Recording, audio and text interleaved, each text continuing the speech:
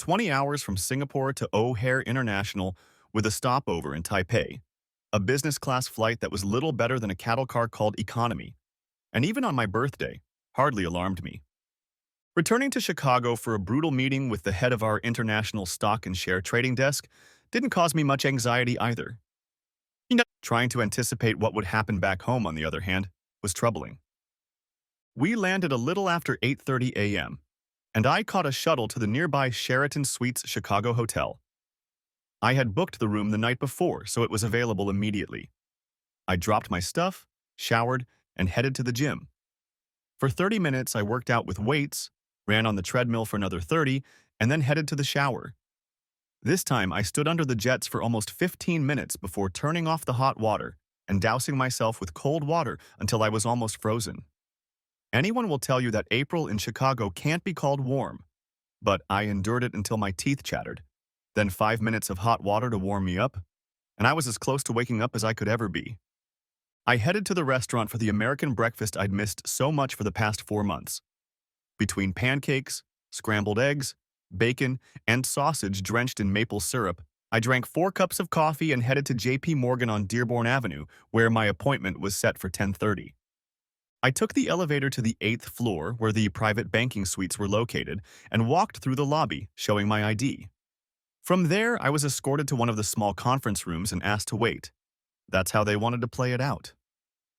There were 2 cameras set up in opposite corners of the room, and I'm sure they were watching me. I tossed my leather briefcase and laptop on the desk, ignoring the polished wood, and walked over to the window. I stood there staring out at the street without moving. They left me there for more than 17 minutes. I know because I made it to 1020 Mississippi. In all that time, I did not move an inch. During my many trips to the Far East and Southeast Asia, I learned a few things. One of them was face, not to be afraid or show weakness no matter what.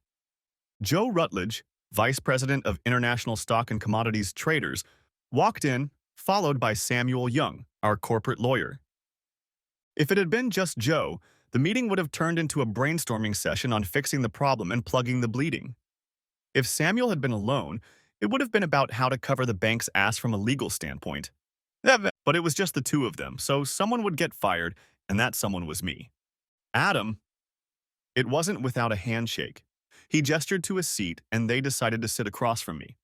The battle line was drawn. What the hell happened in Singapore? It wasn't really a question. We sent you there to provide stability for the young ones, and instead you approved the purchase of $300 million worth of stock in a brand new company listed on the Singapore Stock Exchange with no data, other than they claim it's a good idea. Yes.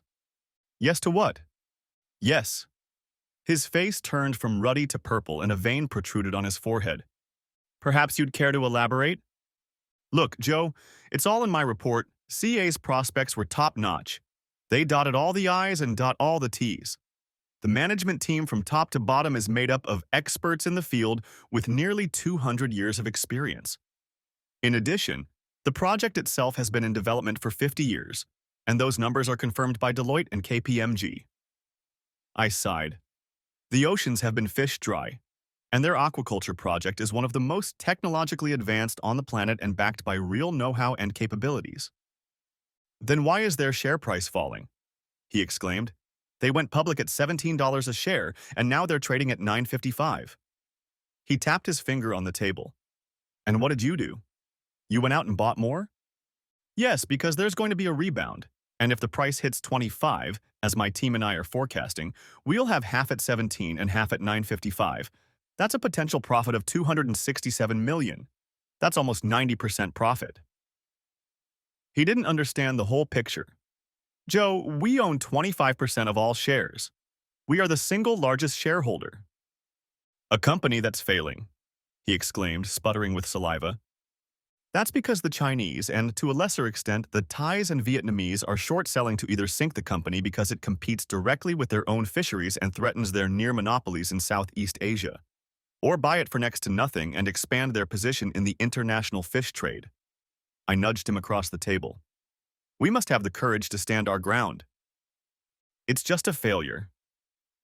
He shook his head. This isn't the crazy 80s and 90s. We have to trade on trust and maintain a positive risk ratio. It's all in my report. I pointed at it again. So, your report is nothing more than 50 pages of wishful thinking, he accused me. Anyway, it's not just my decision now.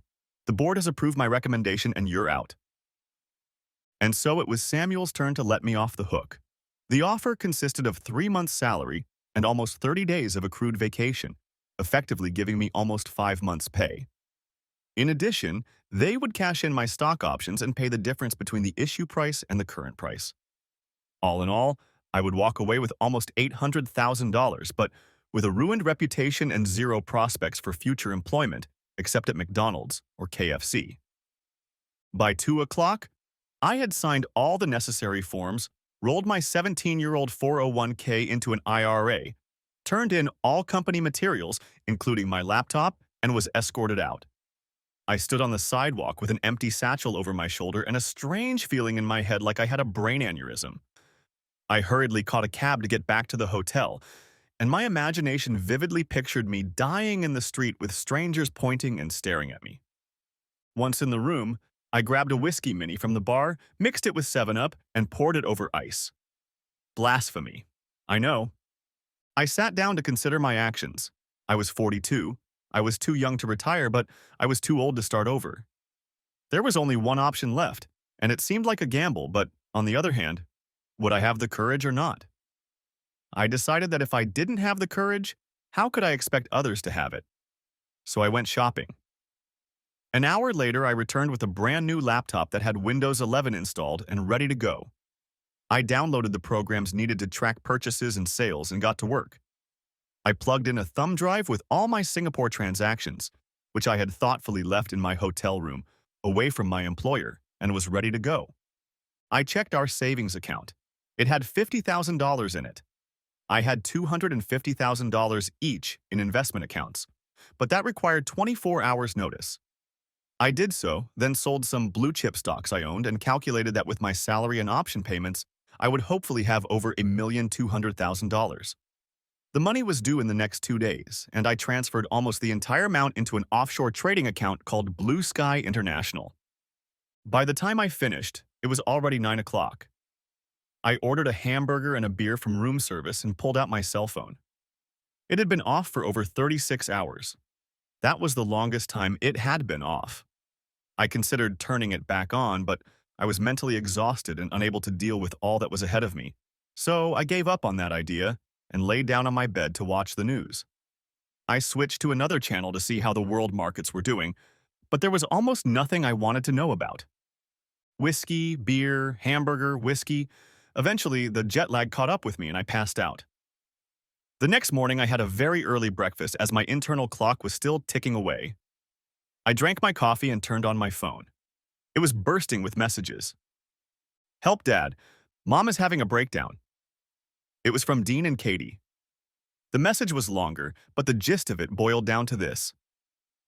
"What's going on with Jean?" From my dad. "Snipe! Happy birthday and why aren't you answering your phone?"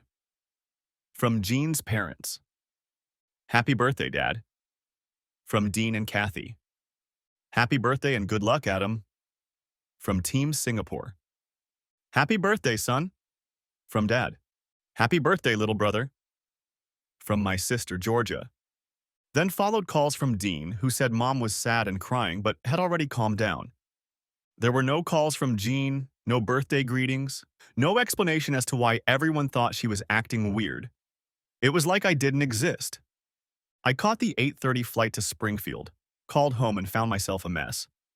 The kids had left their games, soda cans and plates all over the living room. The floors looked like our vacuum cleaner had broken. The kitchen was even worse. The sink was full of unwashed plates. The dishwasher was overflowing. The trash can was overflowing. I took things to the laundry room where unwashed clothes lay for what seemed like weeks.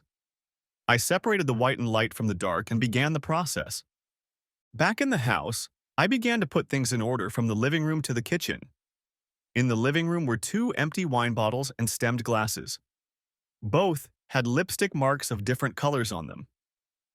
Our bedroom looked like it hadn't had its bed changed in a while. I put on clean sheets, changed the duvet cover, and ventilated the room. The children's rooms were indeed cleaner. dirty but cleaner. Being in cleaning mode, I packed up my things, packed them away, and did the rest. I vacuumed the floors and emptied the trash cans. It took almost 3 hours before I thought I had everything done, and I headed to my office to turn on my laptop. The first thing I did was check the Southeast Asian Aquaculture CA rate. It was down to $9.37. That's almost 2 points down for the day. We'll see what kind of balls I have when my money is in the till and I can get into the market. I called my dad. My mom died 5 years ago of breast cancer. We discussed Jean. He said she had seemed sad and depressed the last 2 weeks. He said she was heartbroken, but for no apparent reason. Strange. I checked our bank transactions, but nothing out of the ordinary. Things just keep getting weirder and weirder. I checked the messages on our home phone, but nothing unexpected there either. I dried and folded clothes for a bit, then decided to see what we were having for dinner. The short answer, nothing much. I went into the garage and reconnected the battery to my Audi A6. I pressed the start button, and the car started the first time. I went to the local supermarket, bought a few things I needed, and came back with a set of groceries to make Thai green curry and jasmine rice. I boiled the rice in water and coconut milk with a little ginger to give it extra flavor. I stir-fried the chicken strips with zucchini, Asian eggplant, chopped lemongrass, fresh minced garlic, a bunch of Asian basil, and fresh cilantro leaves with fresh green chilies. I added a can and a half of coconut milk, 2 tablespoons of green curry paste, and the zest and juice of 2 limes. A tablespoon of fish sauce, and finally a teaspoon of sugar to balance the sourness, and let simmer. I sliced 4 spring onions, fresh cilantro, and basil leaves to garnish the dish with, set the table, and poured myself a beer. I was halfway there when Jean's car pulled up in the driveway, and the kids, noticing my car in the driveway, ran into the house screaming that Daddy was home. I hugged them both at the same time and kissed them over and over. I told them how much I missed them, even though we Skype a lot. Tears came to my eyes and Katie sobbed in my arms, clinging tightly to me and shaking with her whole body. Dean was a little more subdued, as befitted his almost man status. We stayed like that for a long time. When I looked up, I saw Jean looking at us, at me. There was a strange, almost wistful expression in her eyes, and a couple of tears rolled down her cheek. She waited until I stood up, hugging our children, pulled me to her, and kissed me gently on the lips. "Welcome home, Adam." There wasn't much enthusiasm in her words, and her body language indicated some sadness or discomfort. Her eyes didn't linger on me for long. That smells nice." She sniffed. "What is it?" "It's Thai green curry," I exclaimed. Dean and Katie looked at me incomprehensibly. "I don't know what it is, Dad, but it smells really good." Dean smiled and hugged me again to the nods and kisses of Kathy, who wrapped her arms around my neck, lifting my feet off the ground. "You two go get cleaned up and ready for dinner," Jean ordered. "Hurry up.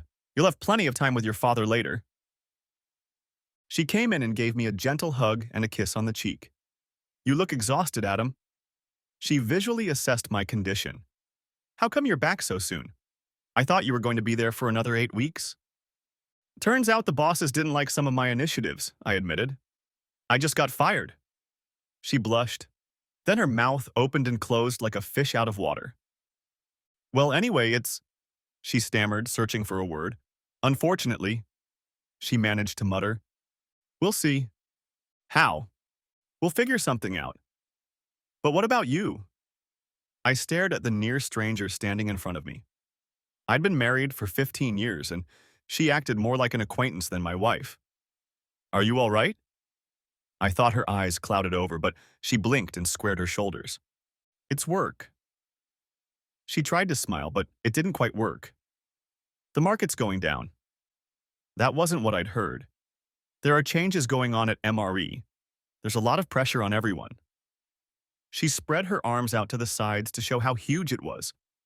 At that moment, the kids washed up, came down the stairs, and hurried over to me. "I'll talk to you later." She turned toward the kitchen. We gathered for a meal. I served and arranged all the plates, then poured Jean and I a cool California White. Dean insisted on a can of Mountain Dew, and Kathy asked for water. We sat down at the table and ate dinner as a family for the first time in 4 months. I told the kids stories about Singapore, about the lifestyle and some of the activities I was involved in. They were almost exclusively part of team training and included dragon boat races, indoor golf, ninja tag, and combat archery. It was all a lot of fun. After emptying their plates, Dean and Katie disappeared together and returned, smiling, holding a wrapped present. Happy birthday, Dad. Jean's hands flew to her mouth. I kissed my children to the sounds of "Oh my God," emitted by Jean. I'm so sorry, Adam. I totally forgot. I was about to pounce on her and remind her that I had given her gold diamond earrings for her birthday, but instead I focused on the kids. I opened my present. It was a Brothers in Arms set. I love that show and always said I wanted to have a CD collection. I kissed them again. Their wide smiles matched mine from the pleasure of giving and receiving. I'll bring you a present tomorrow, Adam. Jean was embarrassed and remorseful. I waved him away. You don't have to, I said magnanimously. Being home with my family is all the gift I need. Dean and Katie threw themselves into my arms again with cries of, "Love you, Daddy." We sat at the table talking for an hour or more, but eventually they had to go do their homework while Jean and I cleaned up the kitchen. What's going on with you, Jean? You're not the person I know. She jerked her hand sharply as if to stop me, and then her shoulders slumped. I don't know, Adam. I guess I'm depressed. You've always traveled so much and for weeks at a time. Last time it was too long. She looked me in the eye. You're not here. We hardly live the same life. Tears ran down her cheeks. I feel lost. I reached out and enclosed her in a bear hug. She resisted for a while, but then she gave in, let me hold her, and sobbed quietly. We stayed like that for a while. I wanted more. I wanted to solve the problem. But she wouldn't let me know that she wanted more than just to be in my arms. And she was right. Over the past 6 years, since I'd been promoted to supervisor, I'd found myself in the unenviable role of problem instigator for young, inexperienced teams. We discussed this and agreed that we would have to make sacrifices, with the ultimate goal being that we would both retire when I turned 50 and enjoy a life of leisure and travel. She gently pulled away and suggested I spend some time with the kids. I started with Katie, going over her homework, then did the same with Dean. After tucking Katie into bed, I kissed her goodnight, then walked over to Dean. Mommy's not okay, Daddy, he said with concern. She's crying and hardly doing anything around the house. She even forgot your birthday. He looked back at the door to make sure we weren't being overheard. I think she's having a nervous breakdown. There were tears in his eyes. Please fix it, Dad. I nodded, even though I had no idea what was going on or what to do about it. As I walked down the stairs, I heard her talking quietly on the phone. She heard or saw me and passed out. Who was that? I raised an eyebrow. One of the girls from the office. She ended the conversation. We looked at each other. She didn't back down an inch. Whatever was bothering her, she wasn't going to discuss it, but she looked like she was angry. Angry at me and trying to hide it. I decided it was a much more serious problem, but I could already feel the jet lag kicking in again, and I still had so much to do. At 9:30, I went into my office and checked the Singapore Stock Exchange. They were 13 hours ahead and had been trading for 2 hours already. CAA was trading at $9.90. The stock was up a little. I went upstairs and waited for Jean to finish in the bathroom. She washed her face, brushed her teeth and hair, and walked into the bedroom wearing an off-the-waist t-shirt, as she often did when she needed something to wear. I cleaned myself up, brushed my teeth, rinsed myself off, and climbed into bed. I reached for her, and she tensed for a moment, then pressed herself against me. Please, just hold me, she whispered in a thin voice. I hugged her for a very long time. This was not the woman I knew. Something was fundamentally wrong, but what? Maybe I'd been away too long. Maybe the separation had been too hard. But she never said anything, not once. Had she fallen out of love with me? Fallen in love with someone else? Had an affair? And then I had a terrible thought. What if she's sick? What if it's a terrible disease and she doesn't know how to tell me? All these thoughts swirled without end, but finally the jet lag and all the high emotions of the last 2 days took their toll, and I fell into a heavy sleep. I dreamed dreams in which I was chasing a nameless and unknown shadow, but I couldn't catch it. I woke up at 4:30 still feeling tired and sick. I decided to go for a run and promised myself to buy melatonin pills from the pharmacy to bring my circadian rhythms back to center time. I was on the road for about an hour, and when I returned, I found Jean had already left, bringing a short note asking me to feed the kids breakfast and take them to school. It was still early, so I went to check my bank account. The money from JP Morgan had cleared, and I transferred it to my offshore account. I checked SEAA shares, and not only had they lost their previous gain, but they were trading at $8.99. They were not exactly in free fall, but on an escalator leading downward. I was faced with a choice: fix my marriage or fix my financial future. Is it possible to do both? I spent as much time as I could with Dean and Kathy and asked them some general questions about what they had been up to in the months I was gone. The answer was nothing much, except for some corporate events with my mom's boss, Anthony Miller. They played miniature golf, went to the movies, and out to dinner. Kathy didn't notice anything, but Dean apparently noticed my face and jumped up. He was always with his daughter, Evelyn, Dad. He defended himself. She always said Mom was such an important part of the company, like we were all one big happy family. Katie nodded in agreement. Yeah, Aunt Evelyn was always with us, she agreed. I smiled at them all and told them I was glad they hadn't stayed home and enjoyed life while I was gone. But now I was back and summer loomed on the horizon and I wanted us to go on vacation and make the most of it. They nodded approvingly, and I hugged and kissed them again. I drove them to school and called a few friends to make arrangements to meet up for the morning. Then I called George Tallis, my old mentor. He was my manager when I first came to the trading floor, and he taught me many invisible trends that no computer program or application will teach me. Everything is driven by greed and fear, he told me over and over again. We talked for a while. He still lived in Chicago and was a registered broker running a small company for a few old clients. We discussed my accreditation, and I was registered with the SEC and was a member of FINRA, as well as registered with the Illinois Securities Division and signed an AML, anti-money laundering, compliance document. We agreed that I would send him an electronic copy of the SCAA prospectus and discuss it later that day. I stopped by the HSHS Community Pharmacy located across the street from St. Joseph's Hospital. It was convenient on my way to my first appointment of the day. I was leaving the pharmacy with melatonin and a few vitamin pills when I noticed Jean and Evelyn Miller coming out of St. Joseph's Hospital. They were holding on to each other and looked like two women bound together by a common grief. I watched them stealthily as they walked, heads down and shoulders bowed, bereft of hopes and dreams. They climbed into the Uber that was waiting for them and disappeared into the flow of traffic. What the hell was that? And I ran through all the options I'd had in my head since the evening before, but nothing came out. Had my wife been sick and not told me about it?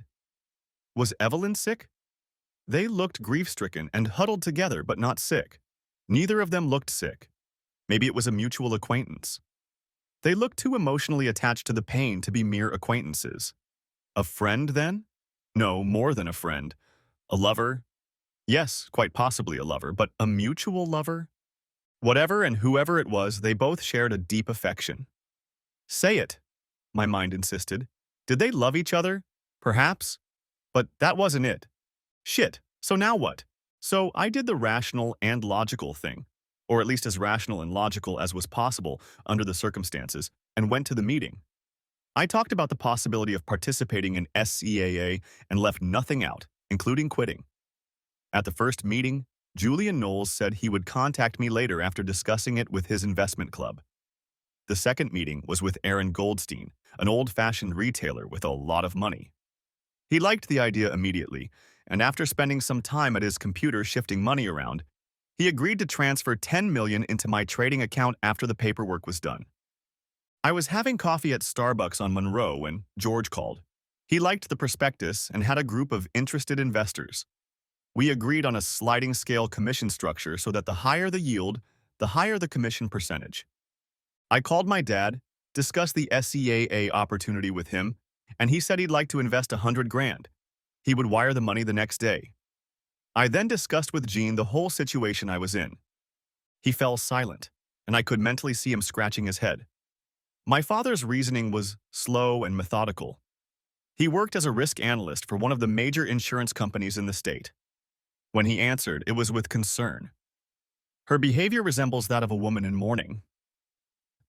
Well, she wasn't mourning her mom or dad. They were both disgustingly healthy and lived in Arizona. Apparently, they liked the warm and dry climate. She had no siblings, and her few cousins were scattered all over the country and were almost strangers. We talked for another long time while I pondered his thoughts, and finally I was forced to agree with him. He withdrew, but not before saying he would send me the number of a private investigator whose services they had used regularly in the past to investigate insurance fraud. I went home, called my contacts in Singapore and Southeast Asia to get a sense of the mood in the country, and recreated the risk assessment profile for SCAA. It turned out to be virtually identical to my report. The numbers were rational, the management team was solid, the project was in its infancy, but the decisive fact was that all members of the management team had put their own money into it, and that was the decisive fact. They weren't just in the game. They were betting their future on the success of the project. That strengthened my position. Everything was ready. All that was left was to wait a few hours for SSE to open and for me to start trading. While I waited, I dialed the number of a private investigator. His name was Clarence Williams, and I found his LinkedIn profile and a small website under the name of a company called Discrete Solutions. There were no pictures of him there. When I called, he spoke with a slow southern accent, and I got the feeling he spoke that way on purpose because his mind was like a steel trap and his questions were sharp and penetrating. He asked for an advance of $5,000 and said that, as my father had at one time given him so much business, he would start the next day. When everything was ready, I began to drink coffee, waiting for the time to pass.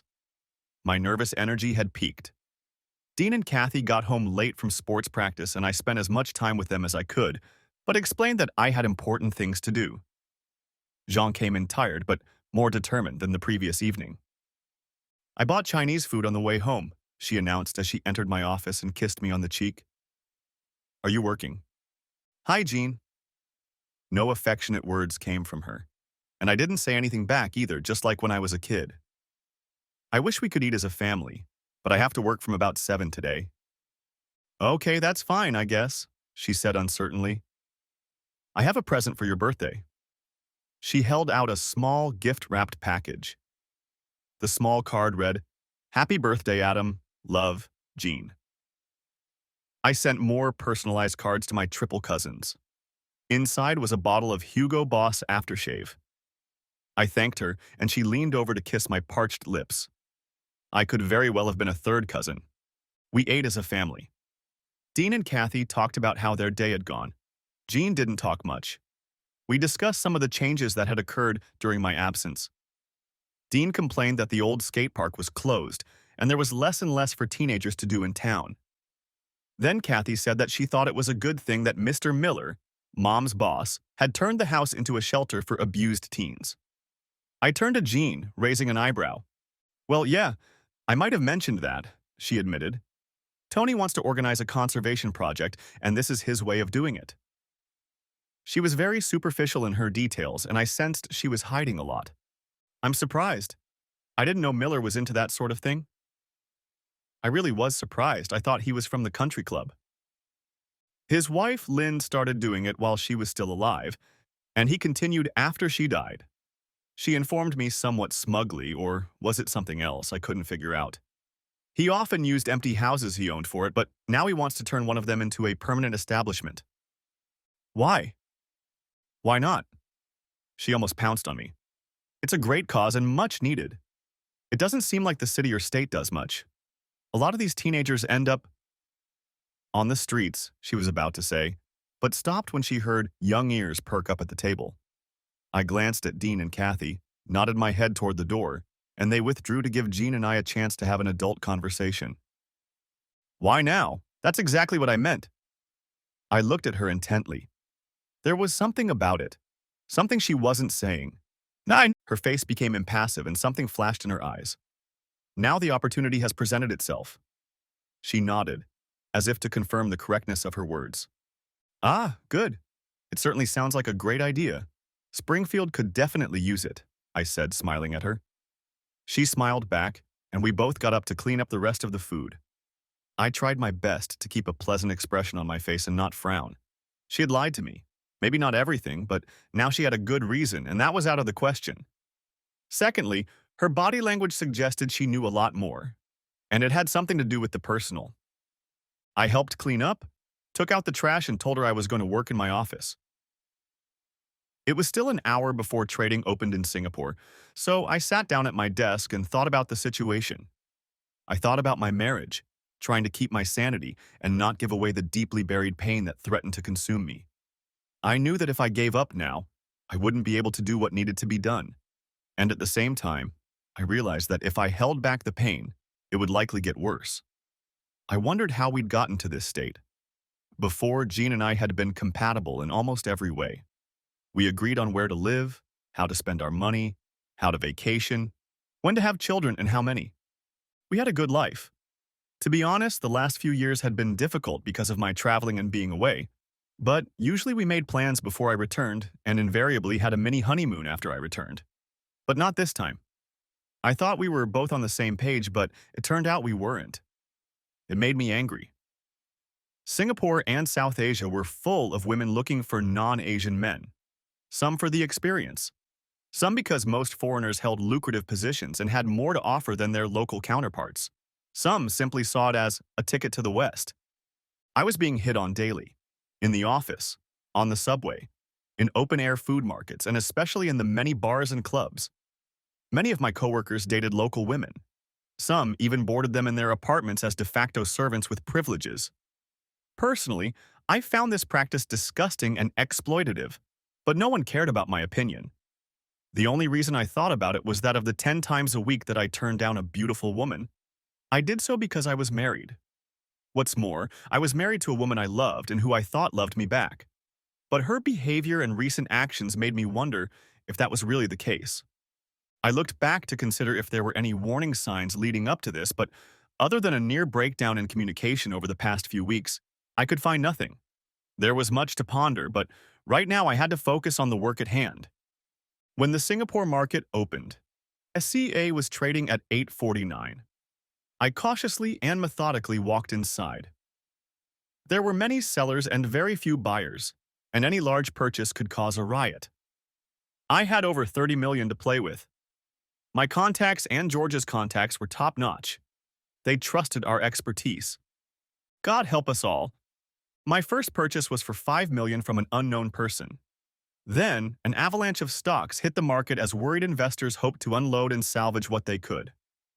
I was willing to bet that it was my old company dumping shares at the insistence of head office. I kept buying shares at 5 million apiece, expecting the price to stabilize, but it was in free fall and kept falling despite my purchases. Someone was selling stock they didn't have in hopes of buying it back at the end of the day cheaper. The price continued to fall as panicked investors tried to get rid of their shares in hopes of getting 25 or even 20 cents on the dollar. The price hit the $5.61 mark when I made my last purchase of $15 million. With our $30 million, we had purchased a little over 10% of the total stock. This meant that we could appoint someone to the board of directors since we owned a significant amount of stock if we decided not to sell it, but to hold on to it and make a profit. I called George, and we both drank whiskey over the phone. I chose an 18-year-old J.P. Weiser's Canadian whiskey on the rocks. George, being an old and old-fashioned guy, poured himself a 10-year-old Bullet bourbon. Our purchases ended up encouraging some investors sitting on the sidelines to buy at such a favorable price. As a result, by the time I left the house, the price had steadily climbed to $8.72. The short sellers were stranded and losing money. I wiped my eyes and looked at the time. It was almost 2 o'clock in the morning. After cleaning myself up in 5 minutes, I quietly climbed into bed and passed out on the melatonin pills I'd left in the car. I woke up late the next morning. Everyone was downstairs. Dean and Kathy were finishing breakfast. Jean was on the phone. I heard her say something about time is of the essence. When she saw me, she said goodbye to the person on the phone. Work. She gave an exaggeratedly flippant shrug. She poured me a cup of coffee. You must be up late. I nodded, taking a sip. So, did the trade or something go well? I mimicked her and shrugged unresponsively. She had no idea that everything but our house depended on SCAA. It's still early. We'll have to wait and see. I waved my hand. Okay. She walked over and kissed my cheek. You still look tired. I'll take the kids to school.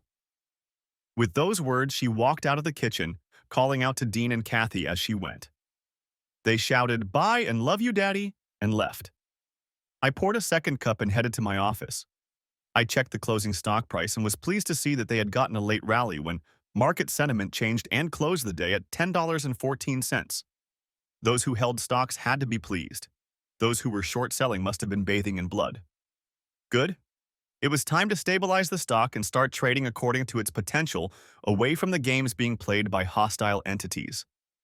I washed my face and started sending out emails and making calls. My first order of business was to make inquiries about our investment crowd. To do this, I started with the Miller Real Estate website. It was business as usual, the vision and mission of the company with testimonials from happy sellers and buyers. There was a section about the company's social responsibility program, the point of which was to help teenagers in trouble. They called it New Horizons House. They claimed to provide housing, food, training, counseling, and help troubled teens find jobs, finish school, and get off the streets. I couldn't find anything else on their website, so I turned to Facebook. I found Anthony Miller on Facebook, and it turned up a lot of pictures of his cars, vacations, people he knew and interacted with. There was also a recent group photo from one of the corporate events. The entire MRE team was there, Anthony standing in the center, with his daughter Evelyn sitting to his left and Jean on his right. Two things caught my eye. He seemed to have lost a lot of weight and looked much older and, if not worse, haggard.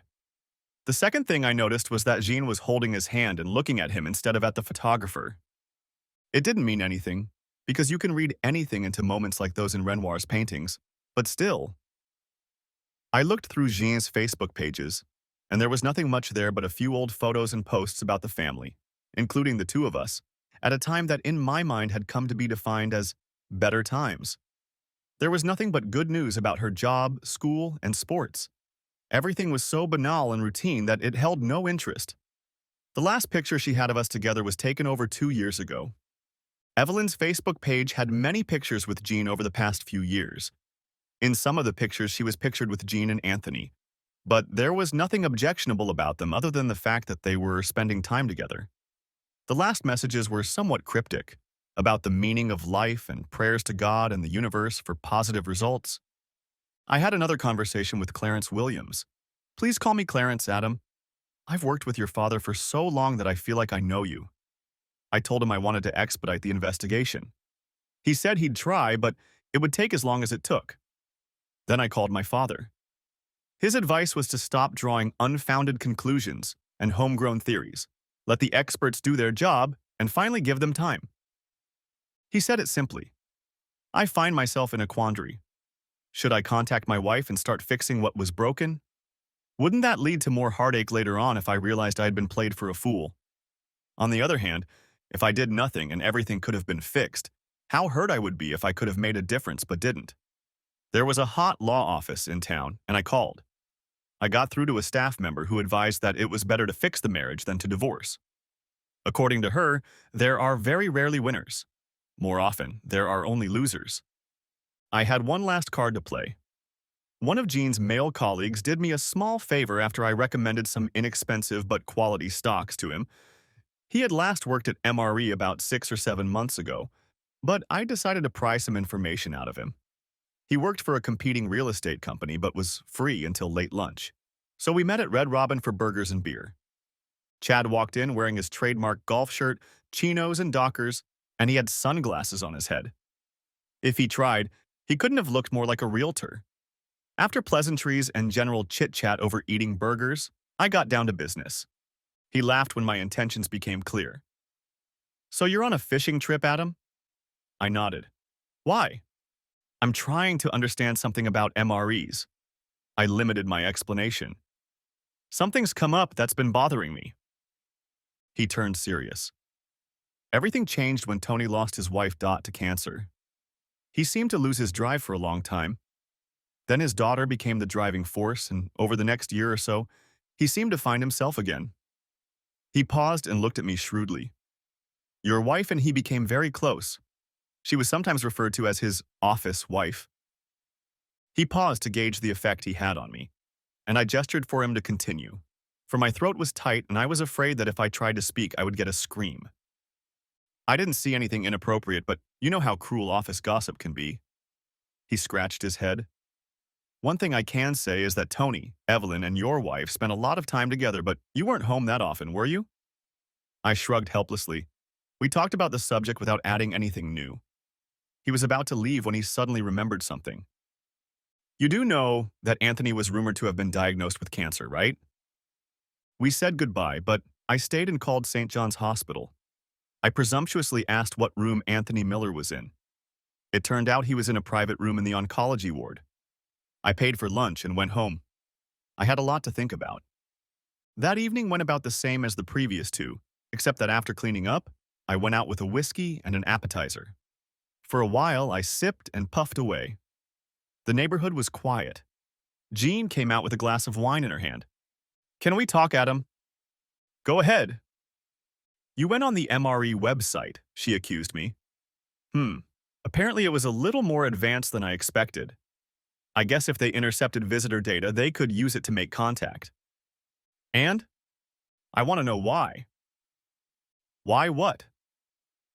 Why did you go to the company's website? What did you expect to find? I assume you also checked everyone's Facebook page. She glared at me, daring me to say the wrong thing to start an argument or confrontation. We'd been married long enough for me to recognize the signs. What did you expect to find? Exactly what I found. I made a poker face. And what was that? Why are you questioning me, Jean? I'm not questioning you. It feels like you're spying. Social media pages hardly qualify as personal space. I laughed and she blushed. Evelyn said you also went on her Instagram, she accused. Really? Yeah, she took a deep breath and tried to pull herself together. Why are you acting like this? How? Like this, right now. Why do you think that, Jean? I looked at her stone-faced and blew smoke in her direction, knowing how much she hated it. She waved her hand, dispersing the smoke, and spilled some wine on her blouse. Please stop, Adam, she began to cry. In a normal situation, I would have enclosed her in my arms, but not this time. Why are you crying, Jean? I looked at her without emotion. You're upsetting me with your behavior, Adam. She growled louder to get her point across, but I only let out more smoke, creating a small cloud. Who are you? I asked her. She tried to formulate an answer, but remained voiceless for a while. Finally, she found her voice. I'm your wife, Adam Carter. That's who I am. She looked at me. I'm not sure. I stepped back as she gasped and ran into the house. I finished my drink and headed to my office to work.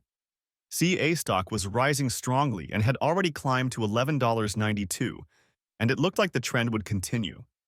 George and I discussed it and agreed that it was a trend, not a spike. I stayed online and continued to monitor the activity in the market. With the exception of the blue chip stocks, which were in a slight uptrend, the rest of the market was volatile but within expected boundaries. CA was the only stock showing significant upward movement but still far from its quoted price. It seemed that we were seeing some profit-taking on the part of those who bought low. I wrote to one of my JP Morgan team members and he admitted that they had managed to dump about half of the stock at 50 cents on the dollar, but my former boss Joe Ratledge advised me to hold the rest and wait as the trend looked positive and perhaps they would eventually come out in the plus side. We both had a bit of a laugh. He said that JP Morgan might eventually want to rehire me and fire Ratledge. That night, I took a spare blanket and fell asleep on the fold-out couch in my office. The next morning, I checked the closing prices on SGX again and was pleasantly surprised to see that SCAA had closed at $13 and a few cents. The trend continued as predicted, and our investors doubled their money.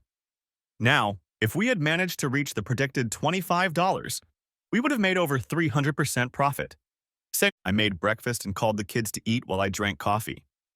I completely ignored Jean all morning and then drove the kids to school. After dropping them off, I headed to the gym and went to IHOP for a very late breakfast. I made some phone calls, and when I got home, I had a 2-hour meeting with George. We talked about starting a combined brokerage company with offices in Springfield and Chicago. We discussed the idea and agreed that he would start working on the structure and equity of the new business, and I would develop a plan to go to market. I was in the process of drafting the document until late in the afternoon when I heard Jean walk in. She was alone. I left Kathy and Dean at the Beckers for the night, she informed me. We need to talk. She invited me to come into the living room. She poured me a bourbon on the rocks and herself a glass of wine. I sat down and waited for her to start. Usually, whoever starts talking first loses, so I sat in silence, sipping my drink until she got excited and started, I don't know what you think I was doing while you were gone, Adam. I haven't thought about anything yet. Well, you're being very disrespectful and ugly to me. The woman was right about that. Is that how you feel? I raised an eyebrow. Disrespectful? She started to nod, but then realized it was hypocrisy and took up water. I'm sorry, Adam. You're not home anymore. We're like two strangers. She snorted with some satisfaction at her brief description. So after 17 years, we're strangers because I've been gone for 4 months? All the Skyping, all the texting, all the phone calls didn't matter? There was a lot of pressure on me, and you were away. She wiped tears from her eyes. But you're my husband, and I'm your wife, and that's all that matters. She flashed her eyes, daring to contradict me. She stood up and withdrew. I sat there sipping my bourbon, wondering if this woman had lost her mind. As she spoke, I could hear her cell phone ringing, but I couldn't make out the words. Soon, all I could hear was the murmuring of the water in the bathtub. It was some time before she came downstairs.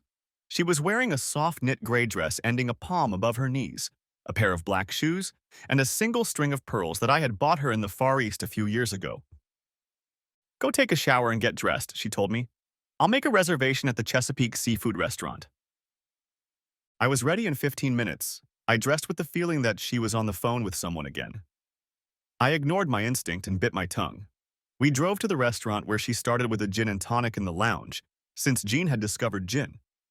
I deliberately beat her to it by ordering a Singapore gin sling. Later, when we were seated in the dining room, she ordered a hot pot of mussels, and I ordered half a dozen oysters and a half-shell for first. We drank Chardonnay and talked about the kids. She didn't seem very concerned that I'd lost my job. You're one of the smartest people I know, Adam. I believe you'll find a job quickly. She smiled at me. Apparently, she didn't realize that I was now a pariah in the corporation. Anyway, our savings will help us get by until you get settled. I almost snorted with laughter and concern. She had no idea that our entire future now depended on my stubborn unwillingness to admit that I was wrong about SCAA. Nevertheless, the evening got better, not worse, as we discussed friends, parents, and the usual everyday topics that are the foundation of any marriage. She asked about some of my former coworkers she met at company parties. I shied away from talking about MREs until I had some information. Then it was time for the main courses. I ordered the captain's platter, and she ordered the lobster. She treated me to wine, and I drank it, wondering if she was trying to get me drunk. Because if she was, she had succeeded. The evening passed easily as we basked against each other. I have to say, if she was having an affair or cheating on me with someone, she did a great job of showing me how much she missed me. She caressed my hand, looked into my eyes, and was 100% attentive. We finished our meal and headed home. I woke up to the smell of coffee and bacon. I pulled on my sweatpants and went downstairs. She was making scrambled eggs and bacon and English muffins in the toaster. Apple juice was on the table and coffee was boiling. We ate breakfast together and she told me about what needed to be done around the house and in the backyard. After that, she got dressed and went to get Dean and Kathy. I was in the backyard getting ready to start a little cleaning up after the winter when I noticed my phone ringing. Answering the call, I listened to the radio. It was Clarence Williams. "Can you talk?" he asked. And my life turned to complete shit. We arranged a quick meeting at a coffee shop downtown. I dropped off my unfinished work, cleaned myself up, and walked in. He was already waiting and waved when he recognized me. He wasn't at all what I expected based on TV shows and movies. He was a small, unassuming man. He was no more than 5'7" or 8. Thin, gray-haired, and balding. He wasn't very swarthy, but he wasn't one of those light-skinned black men either. He was wearing dark pants, a shirt, and an old sports jacket. Even his shoes looked like they had been bought at Walmart.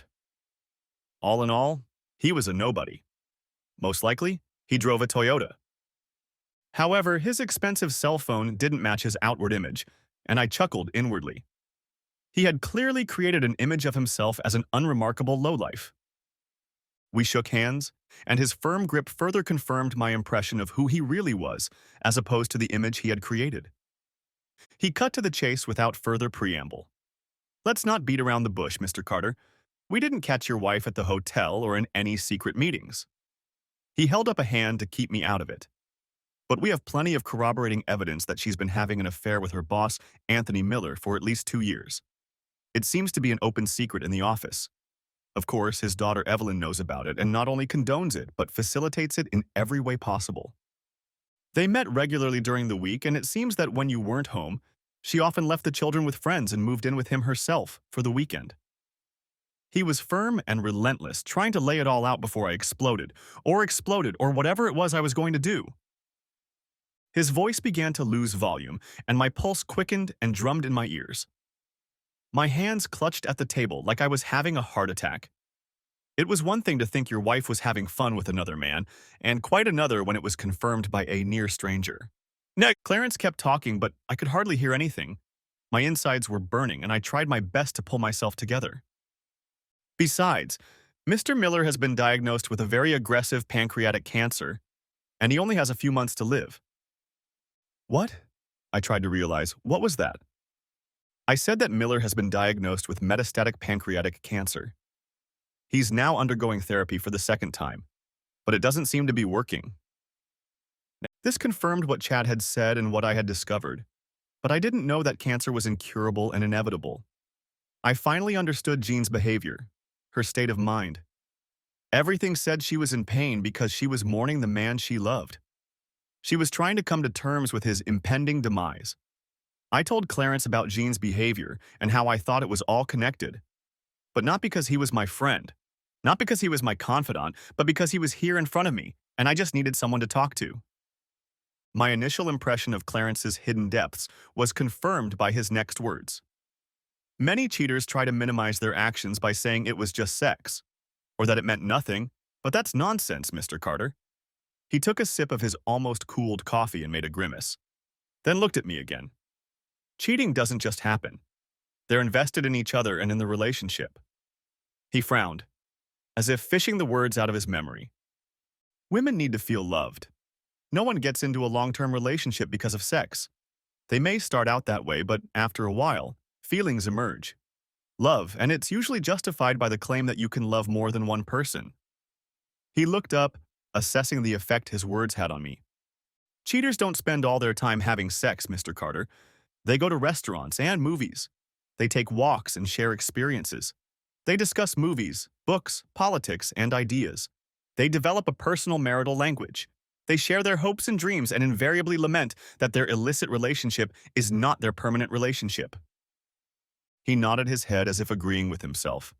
They usually find faults in their spouse to appease their behavior and justify cheating, and then discuss their spouse's real, perceived, or attributed faults with their other, in an attempt to justify their immoral actions. I was shocked and devastated. I mean, I understood all of that, but honestly, it wouldn't have hurt me as much to think that they were dating to do this. My wife was in a relationship with another man who gave her all the same things I did, but without the burden of raising children, settling life scores, household chores, and everything else. She gave him all of her attention. He gave her good times without the daily grind that a normal marriage is saturated with, and nothing that would turn their time into the less exciting and more routine life that husbands and wives mostly share. We talked some more and then agreed to stop investigating for a while I considered my next steps. He left, and I was left to sit and contemplate what my life would now look like. One thing I knew for sure, my marriage was over, and this delusional reasoning of staying together for the sake of the children was beyond me. As unpleasant as the thought of being separated from my children is, the reality is that 60% of children in the U.S. live in separated or divorced families. I don't think mine will be any different. I sipped my rapidly cooling coffee. The pain coursing through me from the inside was real, and at the very least it had to affect Jean and Miller. I tried my best to stifle my emotions.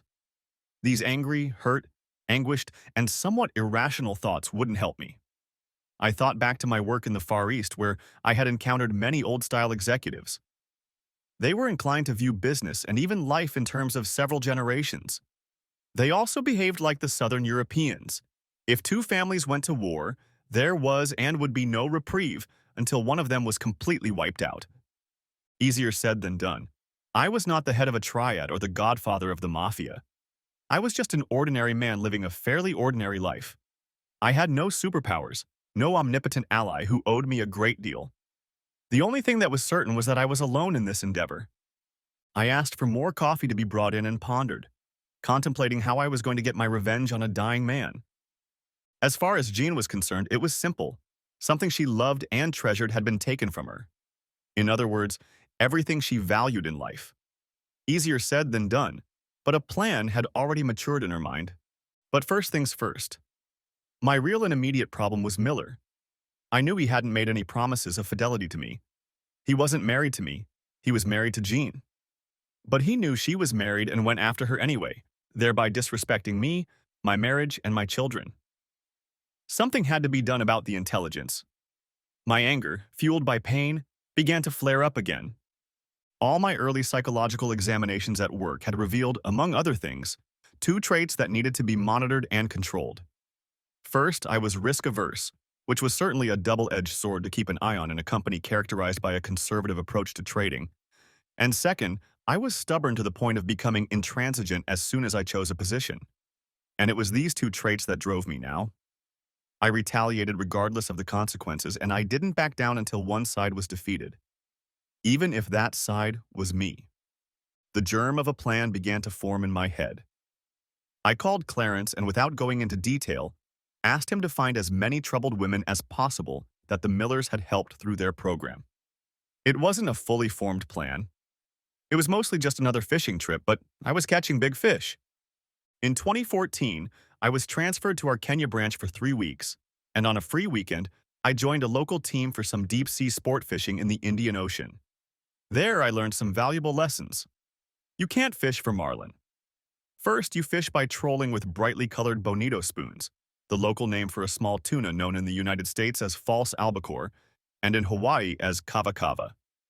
You bait the live musky fish to yourself, then thread a line through it, bait hooks along the length of its body, and catch a marlin using it as live bait. On that trip, I was both lucky and saddened to see a marlin fighting for its life, and vowed that it would be my only attempt at big game fishing. But the lesson learned from catching the marlin gave me a plan. I drove home, doing breathing exercises until I came to my senses and could pretend I was in the same mood as before. She still wasn't home, and I went about the business I had left unfinished. Later, she came back with Dean and Kathy, and we fired up the grill and cooked steaks and corn on the cob with coleslaw and warmed baguettes. I spent the day as an active father and a dutiful and loving husband. I was two people living in one body, a warm and loving man on the outside and a cynical bastard on the inside. Cynical Adam decided that since her lover was dead, and she was afraid I might put two and two together, she was trying to do damage control. I was obviously her backup plan. My time with Dean and Kathy was as real as my time with Jean, like a B-movie, but she truly believed it. Cynical Adam told me to keep that in mind after the divorce when I was looking for women to date. The next few days turned into a strange existence in which I was simultaneously living a lie and watching myself play my chosen role. I wondered if movie and television actors experience similar feelings, watching themselves on screen as a character.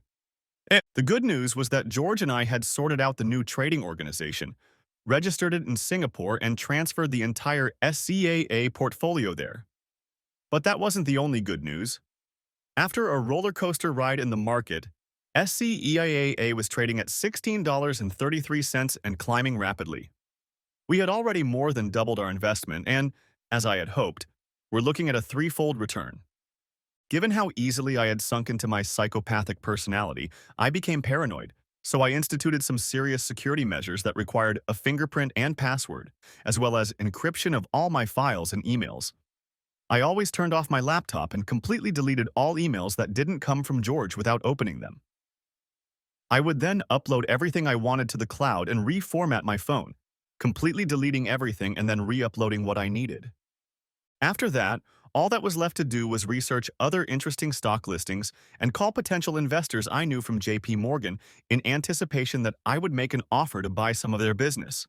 The only thing I wasn't too worried about was the non-compete clause, as the layoff made it virtually null and void. My marriage front went quiet while I waited for the ammunition to arrive, and it arrived on Thursday in the form of a flash drive from Clarence. The handover was held at a different coffee shop than last time because my paranoia had peaked, though for no particular reason. He made a list of 14 women. It was everyone he could find. There were brief biographies, and some even had old photos attached. 5 still lived here. One of them worked as an escort, a prostitute to be exact, so Miller's intervention didn't help her much. She had a number. I went out and bought a cell phone, then called her, and we arranged to meet at a motel on the outskirts of town. She said an hour was $100, and I would have to pay for the room. She arrived on time, 2 o'clock in the afternoon. She was small, thin, and tattooed. Her name was Layla, and she stood in the doorway. "Show me the money." Those were her first words. I pulled $200 out of my pocket, placed the bills on the bed, and gestured for her to sit down. I raised my hand to stop her. "How do you feel about making 1,000?" I asked, but she jumped up, grabbing her bag. "I ain't doing shit, mister." "No shit," I assured her. "I'll pay for the information." "What kind of information?" "I want to know about the home for abused and vulnerable women you were in a few years ago." She wasn't sure, but after some thought, she agreed and told her story. Briefly, she said that she left home as soon as she left school because she hated her stepfather and ended up on the streets. Eventually, having lost all hope, she began selling herself for food and lodging. One John, when she didn't want to fulfill his requests, threw her into the street like garbage. She was found by passers-by who called the police. She was taken to the hospital, and someone contacted Mrs. Miller, who offered her a place in the house as soon as she was discharged. She lived there for almost 6 months, she said, until the rules and regulations bored her, and she left. She finished her story, and we looked at each other in silence for a while. Her story was typical, though no less tragic. I wondered if what I was about to do would be another case, but the lust for revenge took over everything else. "When you lived in this house, were you bullied right away or did it start later?" She blinked rapidly, trying to comprehend my question. She started to shake her head, no, side to side, then froze. I could see the gears turning in her head. "How much?" 5,000, I think." I started to haggle. "Why?" I thought about it for a few minutes. She may have been an uneducated prostitute, but her negotiating skills were good enough for any corporate boardroom. "Miller destroyed my marriage, and I want to destroy it." I looked at her for signs of indecision. Whether she'd do it for the money or for the greater good. 20,000. She smiled grimly, watching me like a hawk to gauge my reaction. I hesitated, figuring out how plausible her offer might be. She smirked and looked at me. "What?" "I can see you pondering whether spending 20 grand on an unimportant person would help your cause." Damn. This young tattooed woman was on a roll. She leaned toward me and we ended up nose to nose. "Give me 25 and I'll show you the power of the Me Too movement in action." I told her we had to plan it out and arrange how the money would be handed over. She told me that she wanted the money to start a new life elsewhere, as she had a young daughter and needed to get out of the business. I honestly suggested to her that if it worked out, I would get her a job in Chicago, and her eyes lit up. "For real? For real? You're tricking me just to get what you want?" She looked both hopeful and scared at the same time, like a child who is about to reach for candy but knows it could be taken away at any moment. I managed to reassure her that everything was fine. We agreed that she would do what she promised and we would meet to discuss next steps once she was ready. We exchanged numbers. I gave her my phone number and asked her to save it under Jerry's name. I begged off, and phase 1 was complete. At home, I continued my dichotomy of inside and outside, and Jean seemed to keep buying into it. To be fair, she too was focused on the Miller Legacy project to notice much else. I, on the other hand, was reaching inside as best I could without making her suspect anything, and getting information on how far the project had gotten. We cooked and ate together like old times. No. During breakfast, she told me she'd be busy helping to set up the New Horizons house, and there would be a grand opening at 10 o'clock on Monday. I already knew about it. It was being written about on the company website and social media. I feigned interest and, without giving the appearance of being interested, asked her about it. Turns out they were planning to have the mayor and his entourage cut the ribbon. A whole crowd of local media was also supposed to be there, as well as the CBS television station. Did they stop the chemo and radiation so Tony could feel well enough to attend? I heard her ask. Probably Evelyn's. I didn't hear an answer. It will be a momentous moment. She sobbed slightly. Only if I have nothing to do with it. Time to turn up the heat. My divorce papers were ready. All that remained was to get permission to file them. Illinois was a no-fault state in 2016, and there were no laws allowing me to sue Miller for loss of affection either. So it was a matter of irreconcilable differences. I started the day on SGX. Our stock had reached its offering price and was rising, albeit in small increments. A good start to Friday. I had a coffee and tuned into the WMI radio station. At 9:30, an interview with Evelyn came on. She was talking about the wonderful social responsibility program that MRE and her father, Anthony Miller, are doing. It was soulful stuff, like chicken soup for the soul.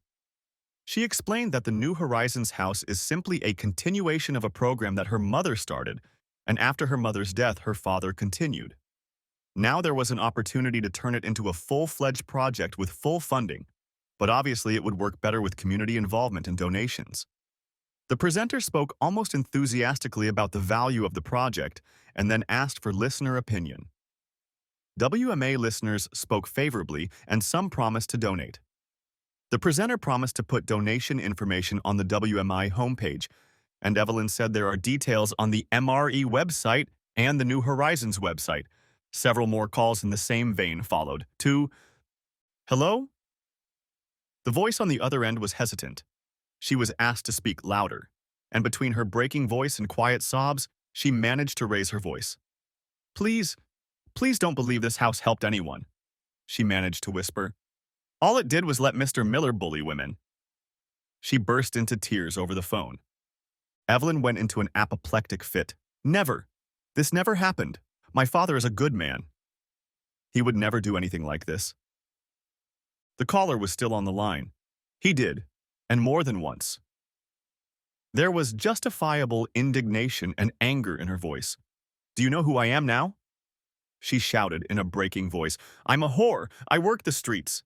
That's all I'm worth thanks to your precious daddy. Her pain was unbearable. My name is Layla, and your father ruined me. She sobbed, and the connection cut off. The station went into a commercial break. When they returned, the anchor was torn between his original interview and addressing the elephant that filled the airwaves. Evelyn was stunned by this turn of events and tried to explain that it was nonsense and that her father was a good man who would never do anything like that. It was obvious that she believed that, but then again, we all want to believe the best about our parents. All the lines were ringing, with people both berating and praising Layla. One said what you'd expect from a whore. She's clearly trying to make money. Some wanted to ask questions of Evelyn, while others suggested that the authorities, whoever they were, should intervene. The talk show host was no fool. It turned from a little low-interest story into an emotional maelstrom, with listeners adding their opinions on what was real and what wasn't. The fury reached its peak when a well-placed voice came on the air. My name is Rita. I don't want to give my last name on the air. Her voice was shaky but determined. But I left it with your producer so I can be contacted. She took a shuddering breath. Anthony Miller bullied me too. And the lines went off in different directions. One listener called into WTAX to discuss what was happening on WMA. In the next minute, the line filled with pro and con votes on each side. A short time later, a woman called in.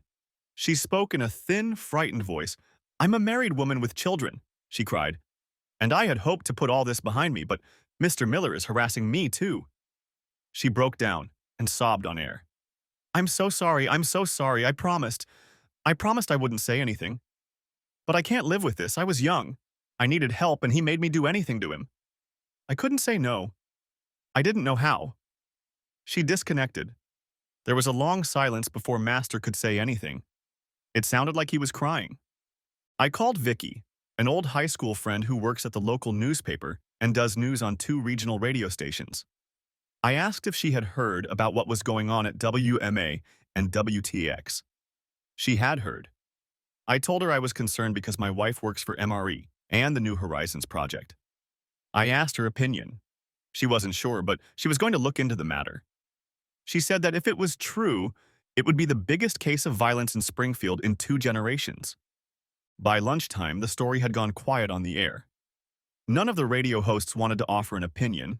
However, social media, particularly Twitter, went wild. At first, opinions were divided into 54 and 50 against, but within hours it turned into a raging witch hunt, and woe betide anyone who sided with Miller. Hundreds and then thousands of women took to the stands to tell their stories of abuse, from a variety of sources. Some were detailed, others were little more than an admission of "me too." Some were so graphic that they could be categorized as X-rated. Within hours, it was impossible to distinguish truth from nonsense. The information went viral and spread not only across the states, but entire continents. I passed out from a massive headache. I reached for the Tylenol.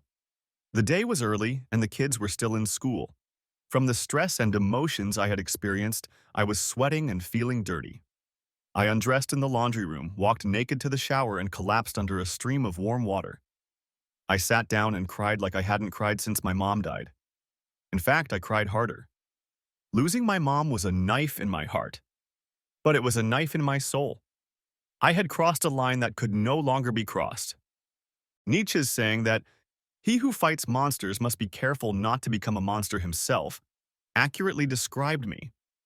Miller had done bad things to me, but I had unleashed a firestorm that had already lost control. All I could do now was hang on and pray. I picked up Dean and Kathy and drove home to make chicken stir-fry with noodles and a small oriental salad on the side. We waited for Jean, but there was nothing. I tried to call her, but her phone was off. Finally, we ate and I put the plate of food for Jean in the microwave and the small bowl of salad in the refrigerator. Dean, Katie, and I sat down to play the Forbidden Island board game, and Jean was still gone. By 10, the kids had gone to their bedrooms and I was alone in the living room when she walked in. She looked like she'd just been through the crucible.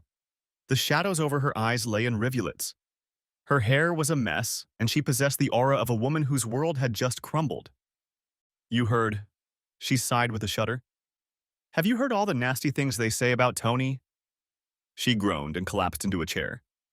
I handed her a large glass of brandy, which she gratefully accepted, drinking half of it in one gulp. "Yeah, it sounds like your boss is a predator," I told her in an even, unemotional voice. "Where there's smoke, there's fire." "No, Adam, he's a good man. He would never do anything like that." Time to move on to phase 2. "Jean," she looked up from her brandy. "Obviously, you didn't know the man very well. You don't know me." I turned the screws. "You and I have no secrets. We're husband and wife, so you know what I'm capable of, just like I know you." I held her gaze. "You may know Miller as your boss, but who knows what he's really like?" I watched the conflicting thoughts and emotions play across her face. No, he's a good man. He would never do anything like that, I would know." I cast a helplessly confused look at her. "But how is Jean? How do you know?" "I mean, he's your boss, your coworker. He could be hiding a million secrets." I didn't interact with him that often, but I always felt like he was hiding something. "He's the kind of guy you wouldn't leave alone with your wife or daughters." She sighed. "And he's, you know, has he ever tried anything with you?" She turned white and I pretended not to notice. No, never. How can you even ask that?" She tried to snap but ended up just looking at me dumbfounded. "Because you're a beautiful woman, Jean. And if what they say about him is true, he must be very amoral." She burst into tears and looked deeply into her brandy glass, but found no answer there either. She finished it and headed upstairs tiredly. She said hello to Dean and Kathy, wished them good night, and then I heard the shower running. I finished my cognac and headed to bed. By the time she got out of the shower, I pretended to be half asleep. She came downstairs in her robe. I climbed out of bed and headed to the landing. She was talking to someone. From the sound of it, probably to Evelyn. She repeated "nightmare" several times, and then she asked, "But why?" Why isn't one woman saying she was attacked? Finally, she said she didn't think it would go away that easily.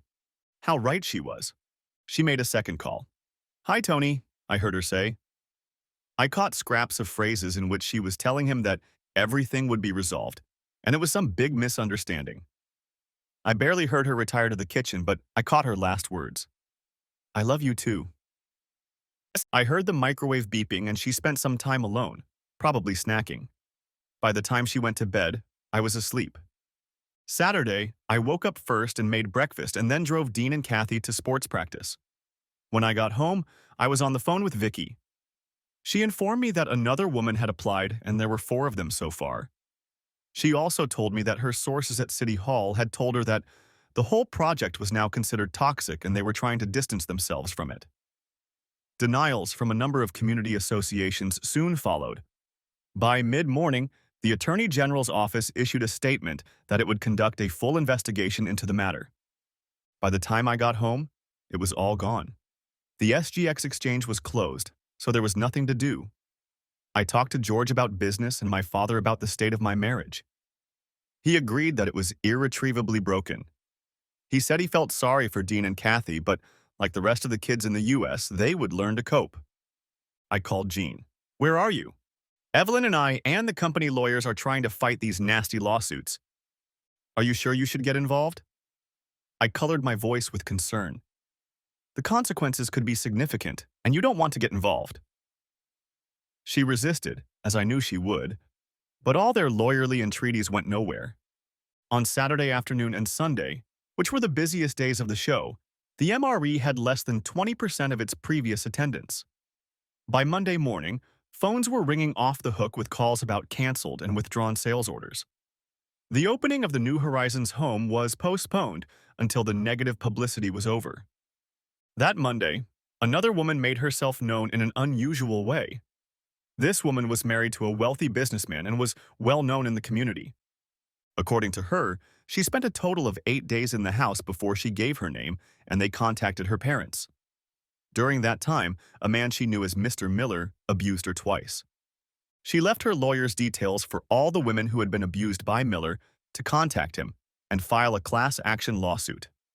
By the end of that week, 5 things had happened. First, Miller was interviewed by the district attorney at the hospital, after which his condition deteriorated. Second, 3 of the 5 women came to the police and gave statements. All of them stated that they had been assaulted.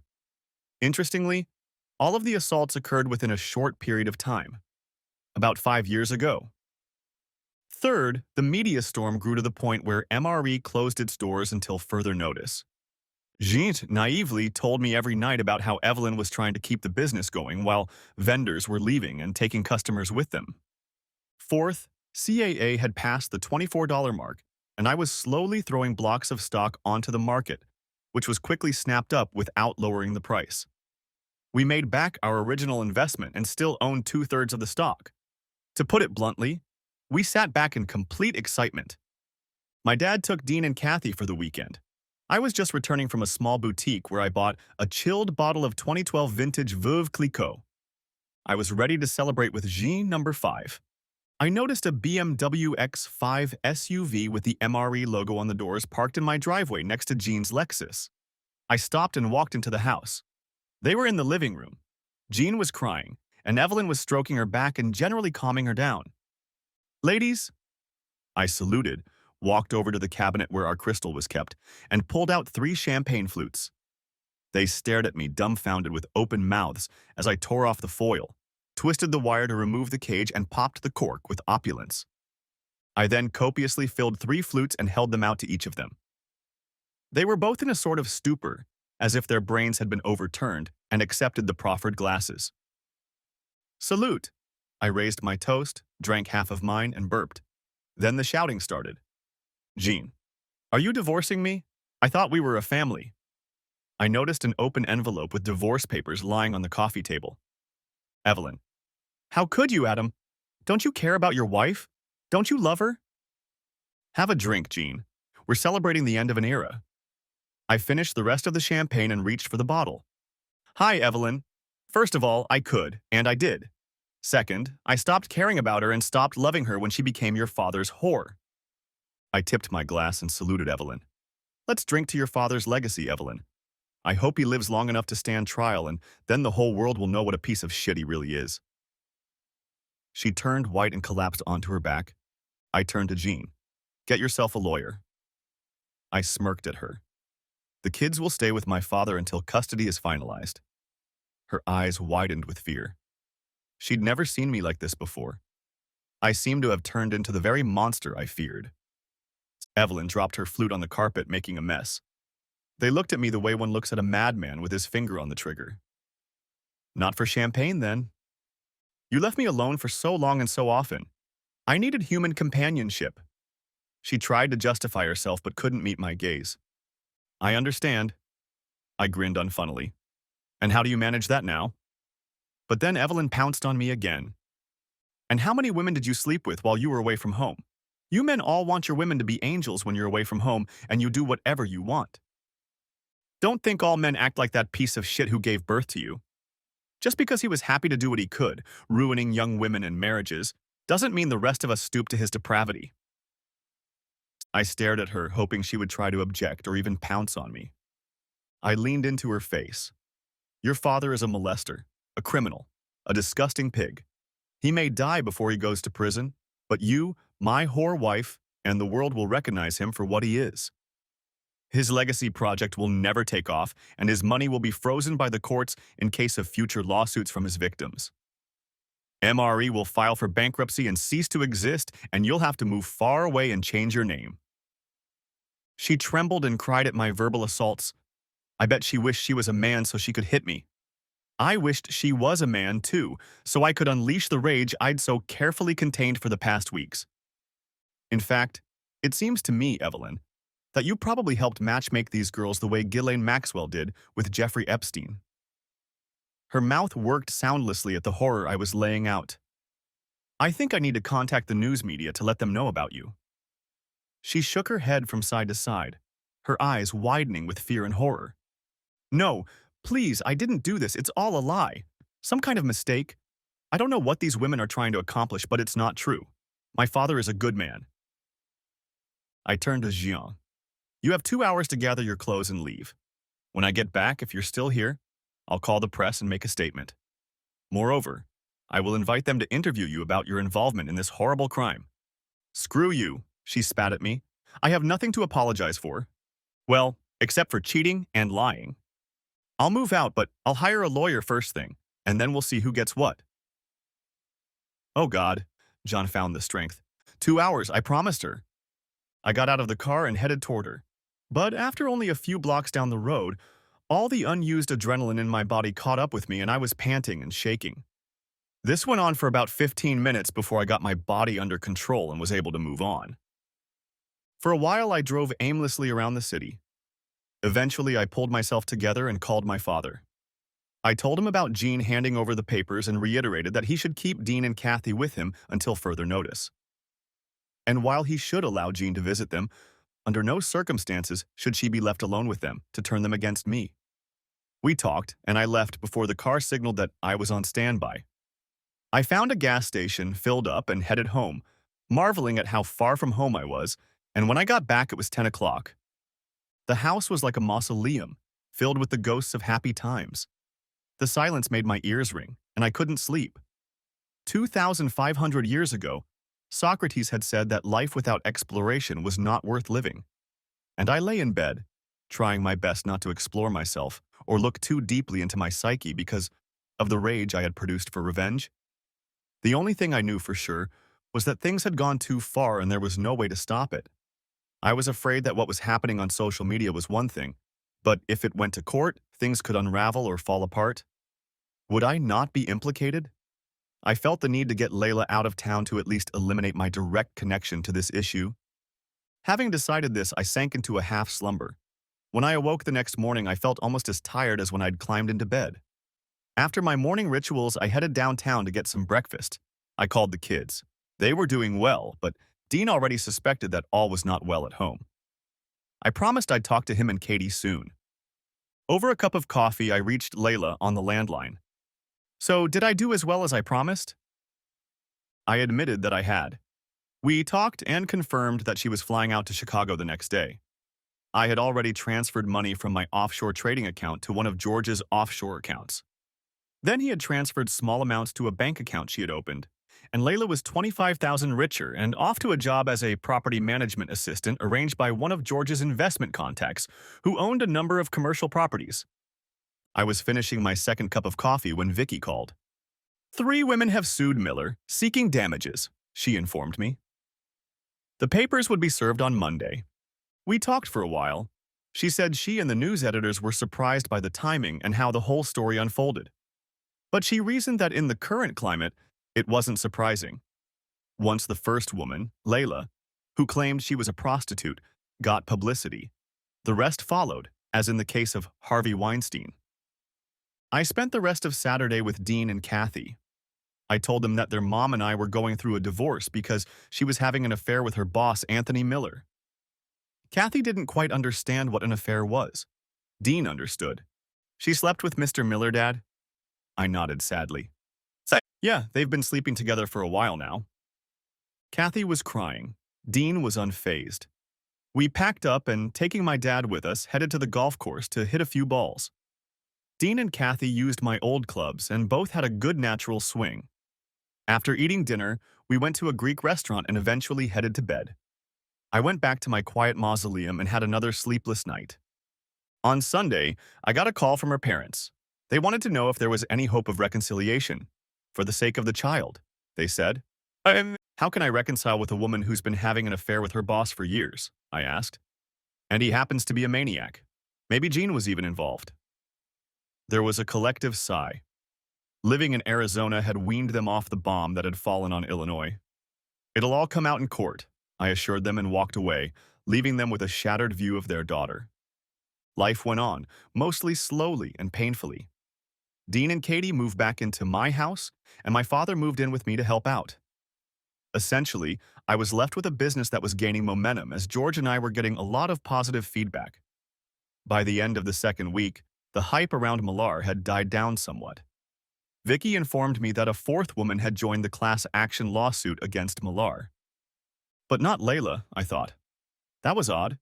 She was edgy enough and, it seemed to me, mercurial enough to get her piece of the pie. Well, that was a mystery for another day. I had a meeting between Jean's lawyers and my lawyers about the division of assets. I set up investment accounts for Dean and Kathy's education out of our combined cash or near cash so they couldn't be touched. My last paycheck and payments from JP Morgan were going directly into my offshore account, and her lawyers were still trying to get documents from my previous employer. So while they suspected there was some sort of golden handshake going on, they had no idea how much, but it was only a matter of time before they subpoenaed the HR documents. I offered to pay her nothing, as she had a job and was generally making a good income. She argued that there had to be at least $250,000 in cash and immediate assets. I assured her that they had been lost on unprofitable stocks. Both Jean and her lawyer called bullshit, but I laughed. "Take the deal, Jean, or I'll take away your house payment and we'll fight over it until you run out of money for lawyers. I'll cripple you financially." Why are you being such an asshole?" She looked at me. "I deserve half of what's left of our marriage. Go to your second husband and ask him for money, Jean. It sounds like you had more of a marriage with him than you did with me. But you'd better hurry.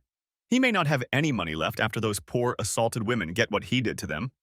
I wish I could say it was over after that, but it wasn't. Not at all. It dragged on for months. But I held most of the cards, and righteous anger kept me going. She hesitated from meeting to meeting. At one, she claimed that I made her and Miller's relationship look much more serious than it really was. At the next meeting, she blamed me for her behavior. She then inquired as to why we had to divorce and that we couldn't work things out. The next time I heard her say that she was going to give me to the cleaners. At another meeting where I refused to give in, her lawyer said he would get her back in the house immediately. I gave her the biggest grin I was capable of. "You better be careful around me, Jean, or I'm going to go to every possible media outlet to expose your complicity in this." She lost her whiteness and turned gray like a heart attack victim. "Try it and see what happens to you next." As I left the lawyer's office, I noticed Evelyn sitting in the foyer. She was looking at me angrily. I smiled at her the way one smiles at the walking dead, and her smile faded and faded away. You should have stayed out of this, Evelyn. What you sow is what you reap. 2 days later, Layla was another $5,000 richer, and the local newspapers, Twitter, and every other social media outlet was ablaze with new revelations that Evelyn Miller was helping her disgraced father, Anthony Miller. The prosecutor's office has come under fire for not arresting Miller or taking action against his daughter. The prosecutor's office spoke at a media briefing, saying it was still in the early stages of the investigation. The press didn't hold back, and a news storm erupted. The public was still reeling from the story of Ghislaine Maxwell and Jeffrey Epstein. Soon, the bloodlust was gripping Evelyn Miller as well. Miller was sued by 4 highly publicized women. I became seriously concerned and began having sleepless nights. Going to court was a huge risk for me and could easily derail the whole case. It was the 6th week after my return from Singapore. I was working from home as usual when the doorbell rang. It was Evelyn. What do you need? I wasn't going to pretend. Can we talk, Adam? No, I don't want to mess with a predator like you. I glared at her and closed the door, leaving her standing outside. She called again. Just as I knew she would, she rang. Please, Adam, just talk, she begged. I felt like laughing out loud. Where's your entitlement, bitch? Instead, I said, I don't think so. You just want to record me and try to get me to say something you can use to your advantage. I won't, I promise. Good. Her eyes lit up, but I held out my hand, stopping her. But first, put your purse and phone in the car. Wait here. I closed the door, discreetly put my phone down, and pressed record. Okay, talk. I let her go and moved to the nearest couch. She looked unsure whether to stand or sit, but I motioned for her to sit across from me, and she crouched on the edge as if she might rush out at any minute. She pushed her loose hair back from her face and pulled herself together. I know it's you, Adam. You're the one who created this whole nightmare. I just stared at her without emotion. She probably thought I was a snake in her Garden of Eden. Stop it. Stop it now, Adam. I just sat there staring at her in silence, and she changed the subject. I know you were hurt by June's affair with my father. Whoever it hurt, but all this nonsense about my father subjugating women is a lie, and it needs to stop. It needs to be disproved. And I laughed in her face. There's nothing I can do, Evelyn. It's up to the court now. Please, Adam, please make it stop. I know you can. I smiled unhappily. Now that your world has collapsed, you want me to help you. Where were you when your father was having fun with my wife? Her face flushed again. Oh yes, you were helping, making sure she agreed to be your father's whore. We stared at each other in silence for a long time. I read her face as she picked and rejected arguments to change my mind. Finally, she said, When will you stop, Adam? When will you be satisfied? Her eyes clouded over. Then tears rolled down her face and she giggled visibly. This was no pretense. This was a defeated woman. Not until your family is completely destroyed, Evelyn. She shuddered. Her eyes widened with horror. We will not stop. There will be no ceasefire. There will be no peace. I spoke slowly and purposefully. I wanted her to realize this wasn't a game. She couldn't back down. This was real. She realized the truth and fell silent as she pondered my words. Then she surprised me by making another attempt. You want revenge on Adam? How? She clasped her hands together and stared at the floor, unable to meet my gaze. She was in her early 30s, unmarried, and had no children. Her Facebook pages indicated that she had recently broken up with her last partner, so she was single. Staggering, she reached the door and ran to her BMW on unsteady legs. I watched her drive unevenly down the street. I had conflicting feelings of satisfaction at having hurt her and letting her know that more would follow. At the same time, I felt disgusted at my ability to be so callous and cruel to another person's feelings. It was still early, but I wanted a drink, and probably more than one. I spent the rest of the week in and out of law offices. In between, I continued to work on getting new clients. There was a listing on the Hong Kong Stock Exchange for a small IT company that looked promising, and a listing on the Johannesburg Stock Exchange for a natural gas exploration company drilling in the Indian Ocean off the coast of South Africa and Mozambique. George and I were completing due diligence before presenting them to a group of investors. The four women's class action lawsuit against the Millers was in full swing.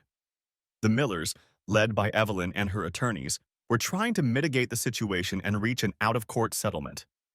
There was no way the district attorney could decide how to prosecute a man on his deathbed, so we all waited with bated breath.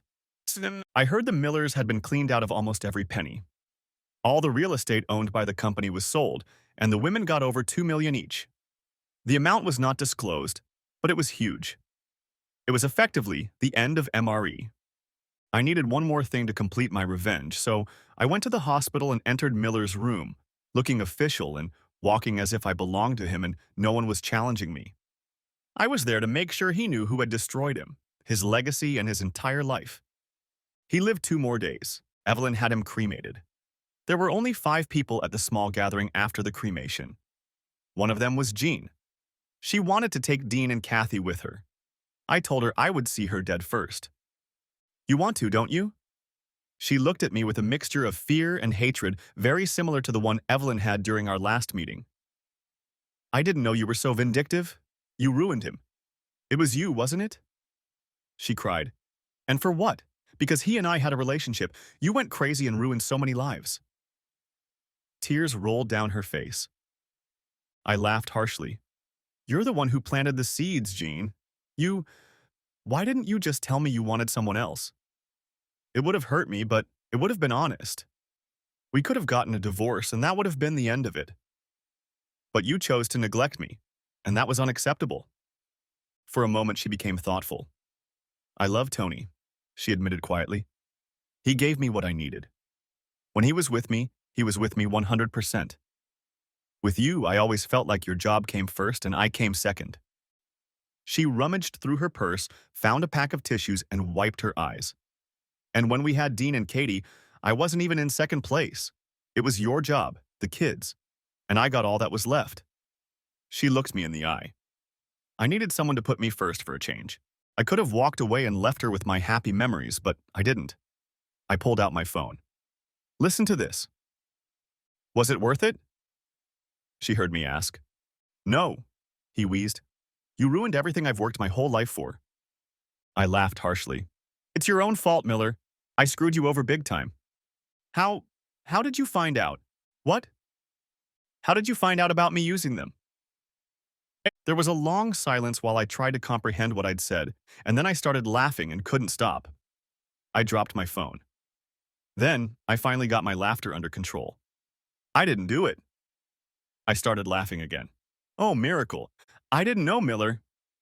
I thought I was making it all up, but now, I understand why those 4 women pursued you the way they did. All it took was one little crack, and then it all burst. Screw you, Carter. He wheezed, panting. Those women owed me. He tried to sit up, to show that he still had some bravado left in him. Jean collapsed to the floor and fell into catatonia. I walked away. She was no longer my problem. Epilogue. When MRE was getting rid of assets as fast as they could to free up cash, I bought the house they were converting to New Horizons House for almost nothing. It took some effort to get all the players together, but everything fell into place as if it had been predetermined. As soon as the deal was signed and sealed, I took out ads in the local papers and went on the radio announcing that I had purchased New Horizons House and would turn it into a full-fledged shelter for abused women. It would be run by women only, and men would have no part in its operation or daily affairs. I renamed it Joy Carter House, in honor of my mother. Dad cried and kissed me. Dean and Kathy were impressed. The house was placed in trust. The trustees were Dad, me, and the 4 women who had sued Miller. They were all more than happy to be involved and contributed some of their newfound wealth to make the dream a reality. The local and regional media called the project Phoenix and showered me and the women with praise, although I tried to stay as far away from the spotlight as possible. Besides being a social responsibility initiative, it also helped me look good in front of a judge when it came to my divorce. Jean ended up getting primary custody. I paid alimony until Dean and Kathy turned 18, and Jean could stay in the house until then, but she had to contribute 50% to the mortgage payment, and alimony was 0 for her. At one of the meetings when we were trying to divide up who got what, She claimed I had hidden the money. I told her to drop it, or I would turn her life to shit, and oddly enough, she did. She became very wary of me, and I could see her choosing her words carefully so as not to upset me. I guess that's what fear looks like. I told her that she would get a substantial income from the house when she sold it. And that was the end of it. It took a while, but eventually we divorced. I bought a 3-bedroom condo so the kids could stay with me. I had them almost every weekend since Jean was back to selling houses, and weekends are the busiest time in her life, so that was good for me. I missed them from time to time as I started traveling regularly again, especially to the Far East. But overall, life wasn't too bad. I laughed at myself. Things were bad, but not that bad. Jean and Evelyn's relationship had soured immediately after I showed her the tape of my run-in with Miller. I'd also circulated an edited version of the tape, with her father's voice confessing everything. It was another thing that took on a life of its own, independent of the original intent. Evelyn left a couple months later, and I never heard from her again. I met Layla in Chicago. Her real name was Leanne Roxton. She had cleaned herself up and was enjoying her work. "Did you know?" I asked her. "It was like an open secret," she confirmed. No one admitted to the abuse outright. Everyone was afraid it would get worse if they were thrown out on the street. "Why didn't you tell me about it too?" I asked, wondering.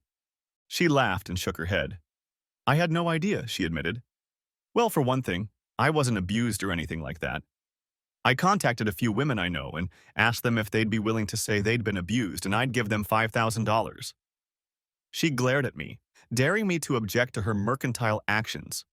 But I had no time to talk. The second woman with whom I continued to communicate was Rita French. On the phone, she fell apart and disconnected from me.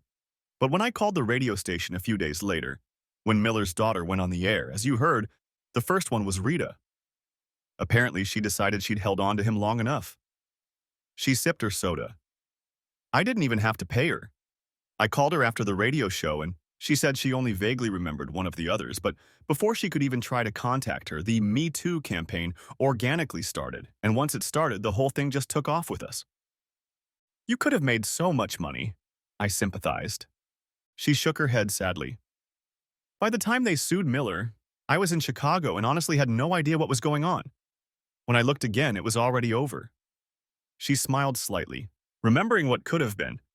"But you gave me a good start, Adam. Thank you." Well, that was it. My revenge was complete, and against all odds, my actions were justified. It was more than I had expected.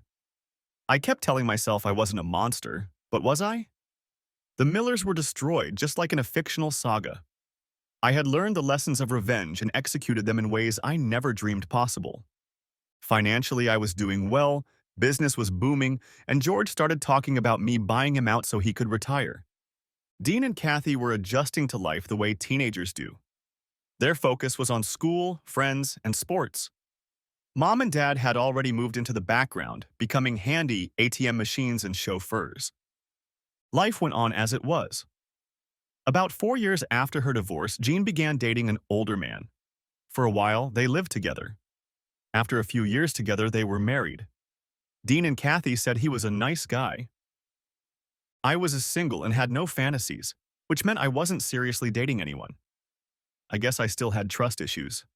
After a long time, at my father's insistence, I started seeing a trauma counselor and began the process of improving my attitude and life in general, but I still had a long way to go. The end. Thanks for watching, hope you enjoyed it. Subscribe to my channel and watch for the next video.